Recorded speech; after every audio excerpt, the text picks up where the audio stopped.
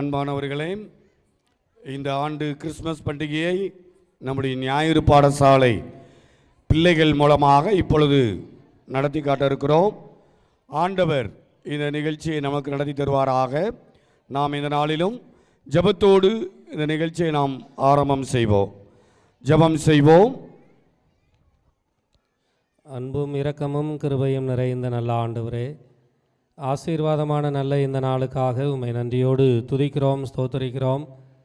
தேவரே தந்த இந்த நல்ல பண்டிகை காலங்களுக்காக உமக்கு நன்றி செலுத்துகிறோம். விசேஷமாக இன்று சபையினுடைய ஞாயிறு பள்ளி பிள்ளைகளின் மூலமாக தந்திருக்கிற நல்ல கிறிஸ்மஸ் நிகழ்ச்சிக்காக தோத்திரம்.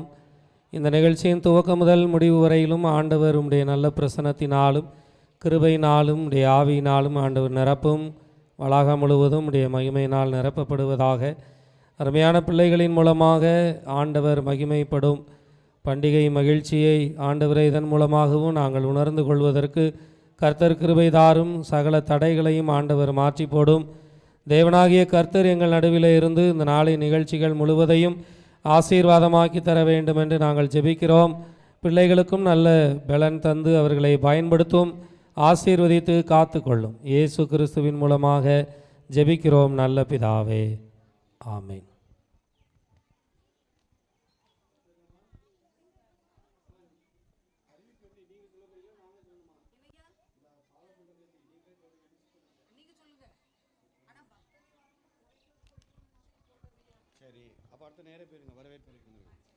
வரவேற்புரை ஞாயிறு பள்ளி ஆசிரியர்.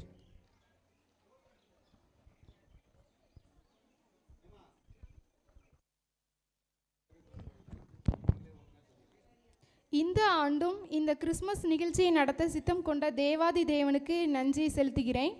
இந்நிகழ்ச்சியை சிறப்பாக ஏற்பாடு செய்து தலைமை பொறுப்பேற்று நடத்த வந்திருக்கும் நம் சபையின் தலைமை குருவானவர் ஐயா அவர்களையும், நமது உதவி குருவானவர் ஐயா அவர்களையும் மற்றும் சபை ஊழியர் ஐயா அவர்களையும் எங்கள் ஓய்வு நாள் பாடசாலை ஆசிரியர்கள் மற்றும் மாணவர்கள் சார்பாக வருக வருக என வரவேற்கிறேன்.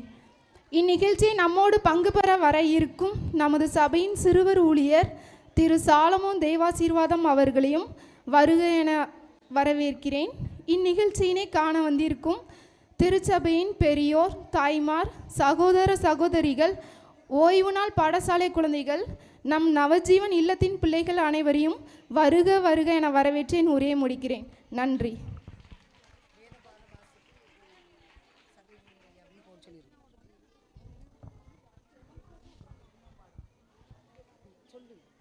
வேத பாட வாசிப்பு நமது சபை ஊழியர் ஐயா.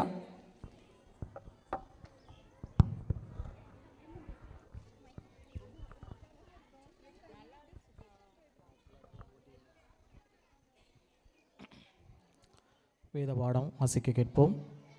யோவான் எழுதின சுவிசேஷம் 1ஆம் அதிகாரம் 1ஆம் வசனம் முதல். ஆதியிலே வார்த்தை இருந்தது, அந்த வார்த்தை தேவனிடத்தில் இருந்தது, அந்த வார்த்தை தேவனாயிருந்தது. அவர் ஆதியிலே தேவனோடு இருந்தார்.